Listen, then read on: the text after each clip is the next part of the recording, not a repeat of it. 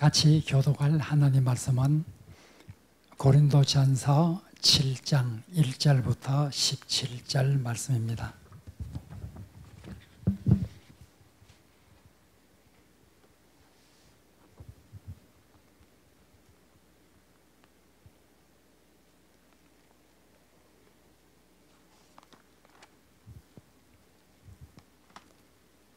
고린도전서 7장 1절부터 17절을 교독합니다.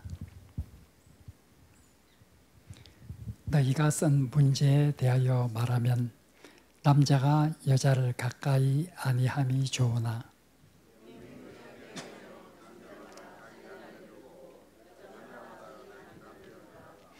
남편은 그 아내에 대한 의무를 다하고 아내도 그 남편에게 그렇게 할지라.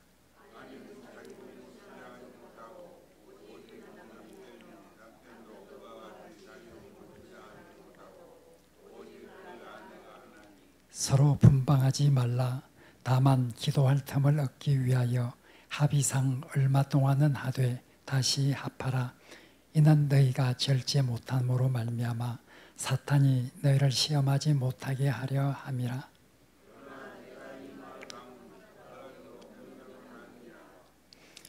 나는 모든 사람이 나와 같기를 원하노라.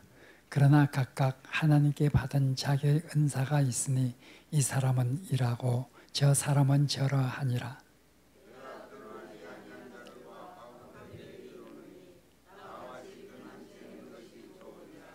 만일 절제할 수 없거든 결혼하라. 정욕이 불같이 타는 것보다 결혼하는 것이 나으니라.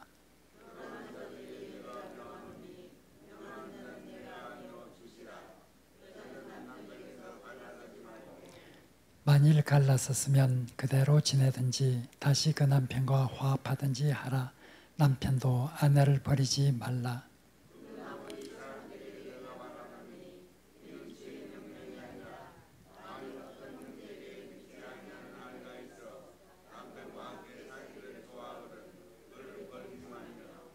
어떤 여자에게 믿지 아니하는 남편이 있어 아내와 함께 살기를 좋아하거든 그 남편을 버리지 말라.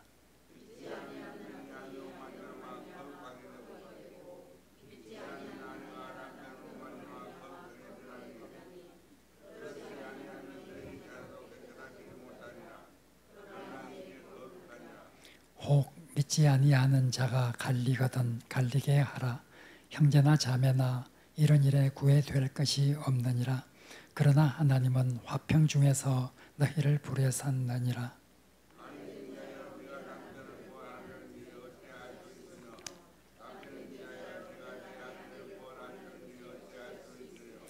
같이 읽겠습니다. 오직 주께서 각 사람에게 나누신 대로 하나님이 각 사람을 부르신 그대로 행하라. 내가 모든 교회에서 이와 같이 말하노라. 아멘.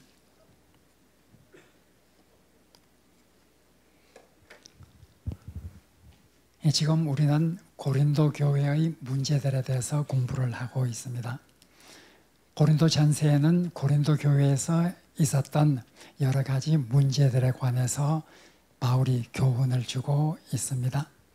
고린도전서 1장에서 6장까지는 바로 바울이 고린도 교회에 대해서 소문을 듣고 그 소문에 근거해서 교훈을 주는 것입니다. 즉 소문에 근거해서 그가 들었던 소식, 글로의 집사람들을 통해서 들었던 고린도 교회의 소식을 근거로 해서 고린도 교회에 여러 가지 교훈을 주죠. 고린도 교회는 여러 가지 분파가 있었다. 고린도 교회는 뿐만 아니라 음행이 상당히 만연되어 있었다. 그리고 고린도 교회는 교인 간에 서로 소송을 사회 법정에 내는 이런 일이 있었다. 이런 세 가지 문제 1장에서 6장까지 기록되어 있고 지난 3주 동안 우리는 고린도 교회에서 일어나고 있던 그런 분파나 음행이나 소송에 대해서 바울이 어떻게 교훈을 하고 있는가 하는 것을 공부를 하였습니다. 이제 7장부터 12장, 16장까지는 정확히 말하면 16장 12절이죠.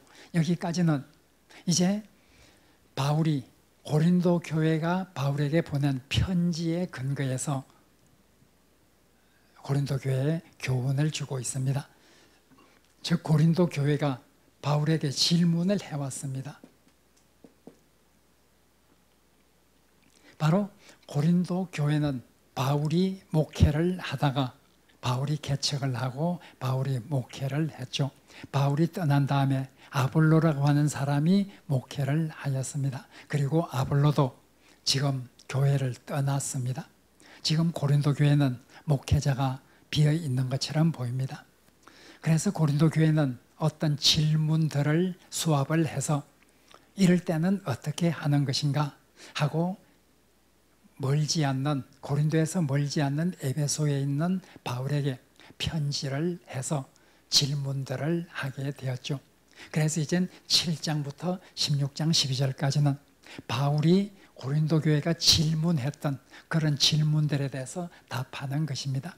7장 1절은 다음과 같이 시작을 하고 있죠. 너희가 쓴 문제에 대하여, 너희가 쓴 문제에 대하여, 이 말은 너희들이 편지를 통해서 나에게 질문을 했던 그런 문제들에 대해서 지금부터 이젠 대답을 하겠다, 이런 뜻입니다. 이젠 질문에 근거해서 여러 가지 답변을 하죠. 고린도 교회가 질문한 그 내용들에 대해서 하나하나 답변을 해갑니다. 7장에는 먼저 결혼에 관해서 7장은 결혼에 관해서 질문한 이 질문에 대해서 바울이 대답을 하고 있죠. 이젠 7장 이후에 보면 자 7장에서 결혼에 대해서 말하고 8장 1절에 가면은 8장 1절은 우상의 제물에 대하여는 이젠 고린도 교회가 우상의 제물 문제에 관해서 바울에게 질문을 했죠. 그래서 지금부터 우상의 제물에 대하여 대답을 하겠다. 그래서 8장, 9장, 10장이 우상의 제물에 관해서 기록을 합니다. 11장 1절에 보면 12장에 보면요.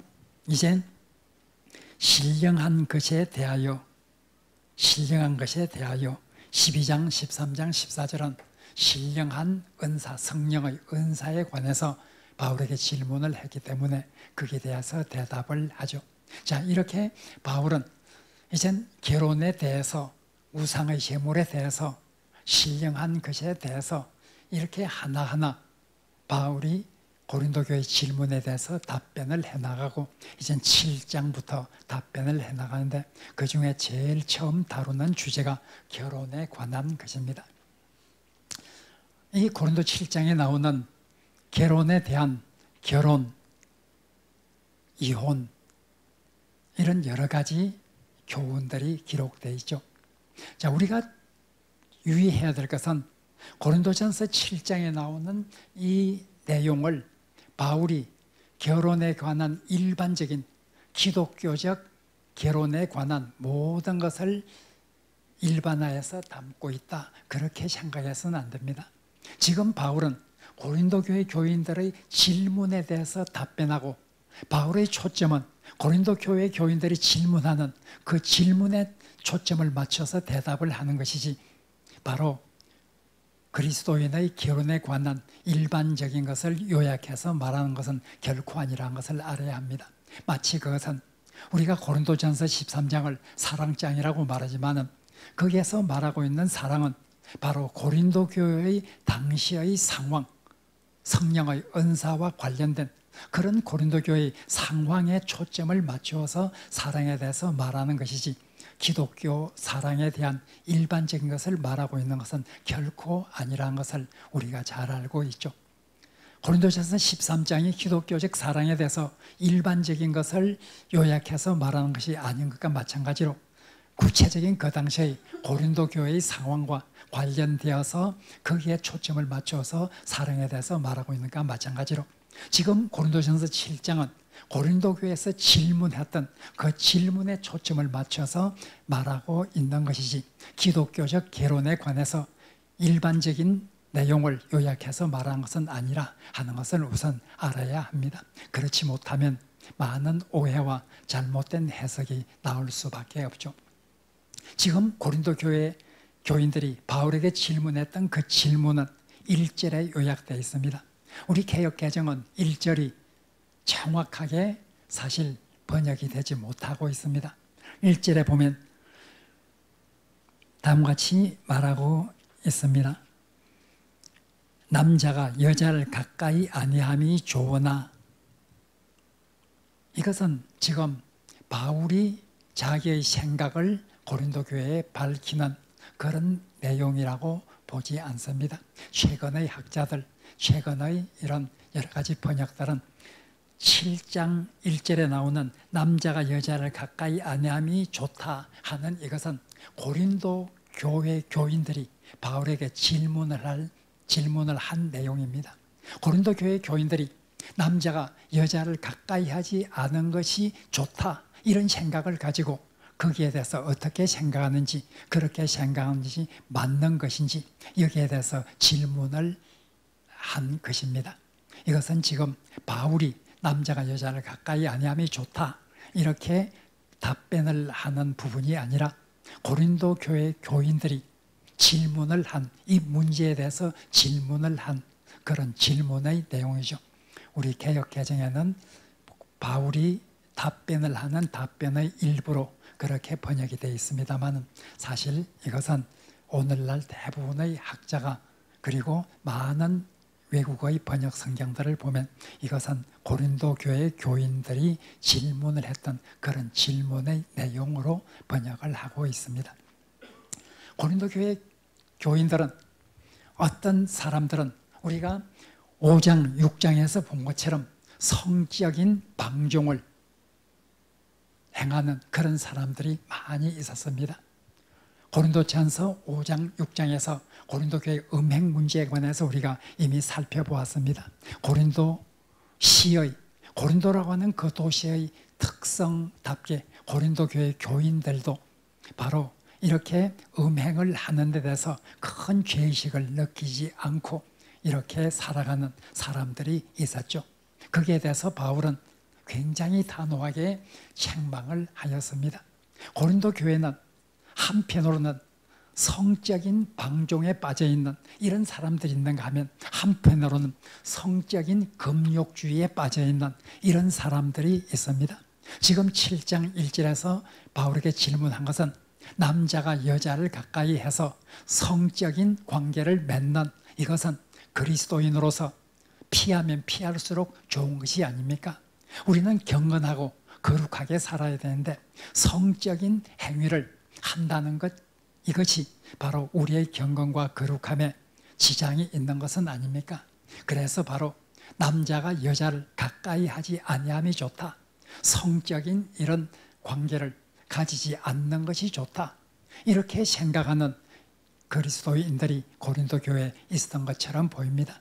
고린도 교회는 한편으로는 성적인 방종에 빠지는 교인들이 있는가 하면, 다른 한편으로는 바로 성이라고 하는 것은, 성적 행위라고 하는 것은 우리의 경건에 도움이 되지 않기 때문에 피하면 피할수록 더 좋은 것이라, 이렇게 성적인 금욕주의에 빠진 이런 사람들도 있었던 것처럼 보이고, 그들이 질문한 내용도 바로 성적인 금욕주의, 남자가 여자를 가까이 하지 않는 것이 좋다라고 하는 이런 질문을 바울에게 하게 되었죠.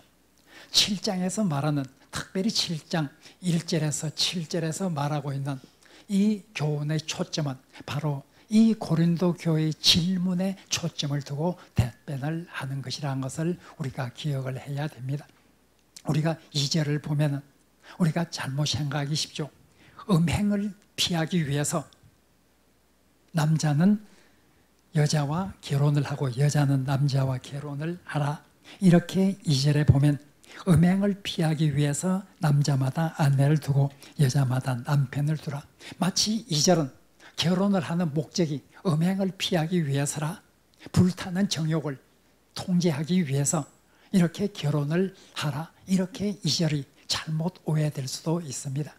2절에서 말하고 있는 것은 결혼의 목적이 바로 음행을 피하기 위해서 결혼을 하라, 그런 뜻은 결코 아닙니다.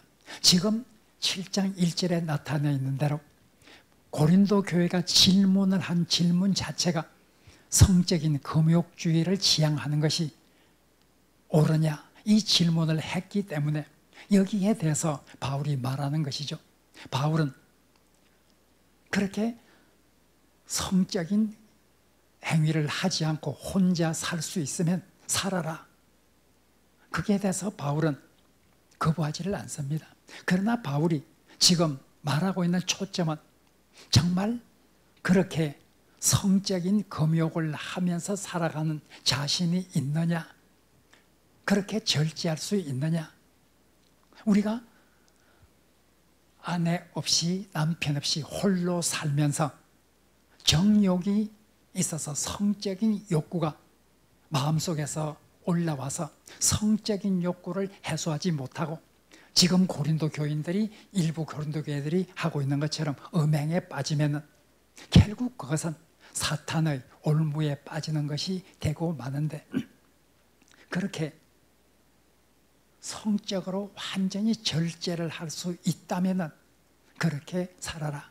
그러나 성적인 욕망을 절제할 수 없는 그런 상황에 있으면서 그런 혼자 산다는 것, 결혼을 하지 않는다는 것, 성적인 행위를 멀리한다는 것, 이것은 도저히 옳지 않다. 지금 1절에서 7절에서 말하고 있는 것은 바로 남편과 아내, 이 결혼은 육적인 어떤 성적인 관계를 가지는 그런 관계이기도 하는데, 바로 결혼을 하지 않는 것이 좋다, 이렇게 생각을 하는 사람이 있다고 하면, 성적인 금욕주의적인 이런 것을 지향하는 그런 사람들이 있다고 하면 반드시 먼저 생각해야 될 것은, 나는 그렇게 성적으로 완전히 절제할 수 있는가? 그것 절제할 수 없으면서 자기 마음에 음욕이 불타는 듯 올라오는 이런 것을 통제할 수 없어서 음행에 빠지고 간음을 행하거나 매음을 하거나 이런 식으로 빠진다고 하면 그것은 결코 하나님께서 원하시는 것이 아니라 하는데 초점이 있는 말입니다.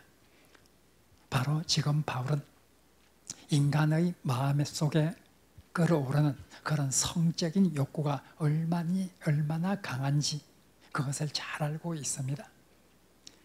지난번에 음행에 대해서 우리가 말씀하실 때도 제가 잠깐 언급을 했지만, 바울이 쓰는 편지에서 우리 인간이 하나님 앞에 죄를 짓고 있는 죄악의 목록을 기록한 곳이 몇 곳이 있습니다. 그곳에는 항상 첫 번째로 언급되는 것이 음행에 관한 것입니다. 그만큼 바울은 음행에 대한 이런 어떤 인간의 유혹, 성적인 욕구, 이것이 우리 인간에게 얼마나 크게 오는 것인가 하는 것을 잘 알고 있는 것처럼 보입니다. 그래서 오늘 여기서도 남자를 가까이 하지, 남자가 여자를 가까이 하지 않는 것이 좋다, 그렇게 말하는 그 말 자체에 대해서는 나쁘다고 말할 수는 없지만, 절제할 수 있는 성적인 욕구를 통제하고 절제할 수 있는 이런 마음이 없다고, 그런 능력이 없다고 하면 그것은 결코 옳지 않다, 결혼을 해야 한다 하고 말하고 있습니다. 그리고 이젠 1절에 7절에 보면 부부는 서로 자기 몸을 자기가 주장하려고 하는 것보다 이젠 결혼을 한 사이에서는 이런 성적인 행위에 관해서도 서로 합의를 해야 한다, 서로를 존중해야 한다, 이렇게 말하고 있습니다. 만약 결혼을 했는데 그리스도를 믿고 나서 생각하기를 거룩한 삶을 살기 위해서, 경건한 삶을 살기 위해서 이렇게 성적인 관계를 하지 않는 것이 좋겠다, 이렇게 생각하고 분방을 하고 남편이나 혹은 아내에 대해서 그런 성적인 그런 행위를 전혀 금욕시한다고 하면 그 가정이 어떻게 되겠습니까? 바울은 그런 상태에 대해서 염려를 합니다. 반드시 자기 몸을 자기 마음대로 한다고 생각하지 말라. 결혼이라고 하는 것은 서로가 합의한 것이기 때문에 결혼을 했다고 하면 이 성적인 관계에 대해서도 자기가 마음대로 해서는 안 된다. 반드시 배우자와 합의를 해서 그렇게 해야 한다. 기도를 하기 위해서 필요하다면 그렇게 분방을 하고, 필요하다면 일정 기간 동안 이렇게 성적인 행위를 하지 않는 이런 것이 좋을 때가 있다고 하면 그렇게 해도 좋다. 그러나 단 합의에 의해서 하는 것이 좋다 하고 말하고 있습니다. 부부는 이렇게 합의에 의해서 서로를 존중해주는, 서로의 의사를 존중해주는 그런 삶을 살아야 된다 하고 말합니다.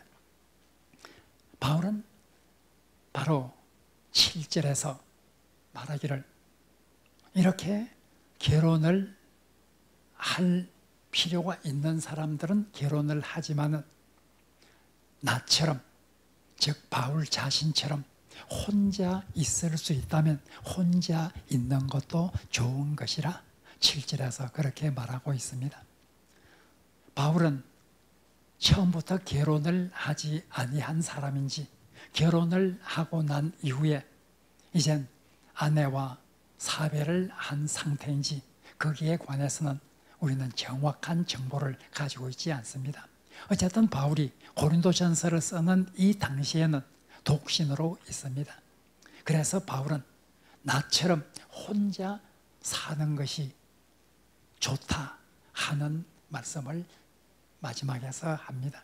즉 이 말씀은 나처럼 이런 성적인 욕구를 완전히 절제할 수 있는 이런 상태에 있다고 하면 나처럼 혼자 사는 것도 굉장히 유익한 것이라, 좋은 것이라 이렇게 말하고 있습니다. 우리가 고린도 전서를 보면, 자 7장에 보면 8절 9절에서는 처녀가, 과부가 결혼을 하는 것이 좋은가 하는 그 질문, 그런 문제에 대해서 말하고 있습니다. 8절 9절에 보면 처녀도 결혼하지 않을 수 있으면 결혼하지 말라, 과부도 다시 재혼하지 않고 혼자 살 수 있으면 혼자 사는 것이 좋다. 실질에서 바울은 나처럼 혼자 사는 것이 바람직하고 좋은 것이라 이렇게 말한 바울은 8절과 9절에서 따라서 처녀들도 혼자 살 수 있으면 혼자 살고, 과부들도 재혼하지 않고 혼자 살 수 있으면 혼자 사는 것도 좋은 일이다. 왜 바울은 이렇게 말할까요? 바로 독신으로 사는 것이 결혼하는 것보다 더 좋다, 이렇게 말하는 것은 결코 아닙니다. 바울도 하나님께서 결혼에 관한 놀라운 비밀을 주셨다고 하는 것을 바울도 잘 알고 있습니다.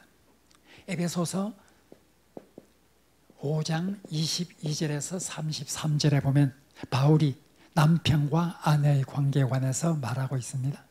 여기에서 바울은 남편과 아내의 관계에 대해서 말하면서 남편과 아내의 관계는 마치 그리스도와 교회의 관계와 같다. 그리스도와 교회의 관계를 유비로 해서 남편과 아내의 일을 말하고 있습니다. 남편과 아내의 일을, 관계를 통해서 그리스도와 교회의 관계를 또 말하고 있기도 합니다. 여기에 보면 남편과 아내가 어떤 것인가, 거기도 보면 창세기에 나오는 말씀을 인용해서 그러므로 남자가 그 부모를 떠나 여자와 한 몸을 이루게 된다. 이러한 창세기에 있는 하나님의 뜻을 분명히 바울은 알고 있습니다. 결혼은 하나님께 주신 은혜의 선물이고, 가정이라고 하는 것은 하나님께 주신 은총의 선물이라 하는 것을 바울도 잘 알고 있습니다. 이런 바울이 왜 결혼하지 않고 혼자 살 수 있으면 혼자 사는 것도 좋다. 이렇게 말하고 있는가? 우리는 이 배경에 대해서 보다 세심히 살펴볼 필요가 있습니다. 바울이 지금 이렇게 말하는 것은 바로 하나님을 위해서 헌신하고자 하는 이런 맥락에서 말하고 있습니다. 우리가 32절에서 7장 32절에서 34절에 보면 바울은 말하고 있습니다. 우리가 바울이 결혼하지 않는 것이 좋다고 말하는 것은 예수님께서 언제 오실지 알 수 없고 언제 오실지 알 수 없는 이런 가운데서 주를 위해서 봉사하고 헌신을 해야 되는데 가족이 있는 사람, 남편이 있는 사람은, 아내가 있는 사람은 어떻게 하면 내 가족을 기쁘게 할까, 남편을 기쁘게 할까, 아내를 기쁘게 할까, 이런 생각에 젖어서 어떻게 하면 그리스도를 기쁘게 할까, 주님을 기쁘시게 할 수 있을까, 이런 데 관해서 아무래도 집중도가 떨어질 수밖에 없다고 말하고 있습니다. 이젠 때가 굉장히 급하기 때문에 정말 주님을 위해서 헌신하고자 하는 이런 사람들은 결혼을 하게 되면 아무래도 가족에 얽매여서 이렇게 주님께 대한 헌신을 전적으로 할 수 없는 것이 사실입니다. 우리가 28절에서 보면 바울이 그렇게 말하고 있죠. 결혼하지 말라. 28절의 내용은 우리 개정, 우리가 가지고 있는 성경에서는 약간 어렵게 번역되어 있습니다. 28절에 있는 내용은 바로 이렇게 여러 가지 살림살이로 인해서 자유로울 수가 없다. 결혼을 하게 되면 그 살림을 살아야 되고 가족들을 돌보아야 되는 이런 상황 속에서 여러 가지 세상 일에 얽매일 수밖에 없다 하는 것을 28절에서도 이미 말했습니다. 바울은 바로 이런 하나님의 일을 전적으로 우리가 담당하기 위해서는 바울처럼 혼자 있는 것이 오히려 하나님께 대한 전적인 헌신을 하는데 도움이 된다. 이런 뜻에서 바울은 지금 말하고 있는 것입니다. 결혼 자체를 기피하는 것이 좋다. 이런 뜻은 결코 아닙니다. 바울도 결혼은, 가정은 하나님 주신 은총의 선물이라는 것을 잘 알고 있습니다. 바로 바울은 그러나 하나님께 대한 전적인 헌신을 하기 위해서 바울은 지금 하나님께 대해서 자기를 완전히 맡겼습니다. 하나님의 일을 위해서 전적으로 헌신을 합니다. 이렇게 때가 얼마 남지 않는 이런 상황 가운데서 나처럼 혼자 살면서 전적으로 주님의 일에 동참하는 이런 것이 아주 더욱더 바람직하다. 이렇게 말씀하시는 것이지 혼자 사는 것이 결혼하는 것보다 더 도덕적으로나 신앙적으로 우위에 있다. 이렇게 말하는 것은 결코 아닙니다. 바울은 이렇게 결혼에 대해서 말씀한 후에 이혼에 대해서도 말하고 있습니다. 이젠 10절, 11절에 보면 이혼에 관한 이런 교훈이 나옵니다. 부부가 같이 살고 있으면 헤어지지 말라. 이것은 주님의 명령이라. 우리가 오늘 본문에 보면 때때로 7절에 보면은 이런 말씀이 나오죠. 7절에 보면은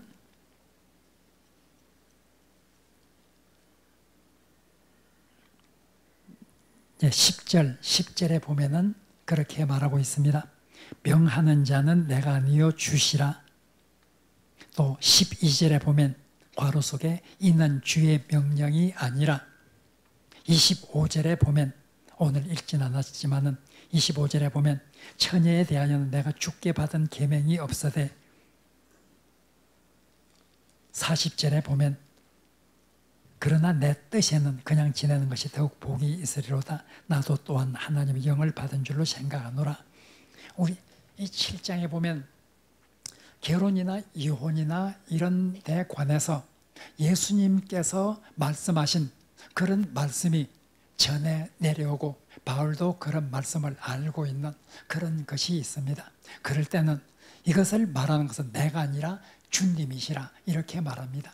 그러나 어떤 경우에는 그런 구체적인 상황에 대해서 예수님께서 말씀하신 그런 말씀이 있지를 않습니다. 남아 있지를 않습니다. 말씀을 안 하셨거나 말씀을 하셨더라도 지금까지 전해 내려오고 있지를 않기 때문이겠죠. 그런 경우에는 명령하는 것은 주님이 아니라, 이것은 주님의 말씀이 아니라 25절에서 여기에 관해서 내가 주님으로부터 직접 받은 주님의 교훈을 내가 가지고 있진 않다. 그러나 내 뜻에는 이러하다. 내가 생각에는 이러이러하다. 40절 마지막 절에서 주님의 말씀으로 받은 것은 아니지만은 내 뜻을 말했지만은 내 뜻도 나는 주의 영을 받은 사람이기 때문에 하나님의 뜻에 부합하다고 하는 이런 확신을 가지고 내가 말한다. 40절에서 그렇게 말하죠. 일단 여기에서 주의 명령이 아니라 이것은 주님의 명령이라 하는 것은 주님께서 말씀하신 그 말씀이 남아있는 경우, 그리고 어떤 특이한 경우에 주님의 말씀이 그런 상황에 적용되는 말씀이 없는 경우, 이런 것을 구별을 하고 있습니다. 어쨌든 이혼에 대해서도 바울은 굉장히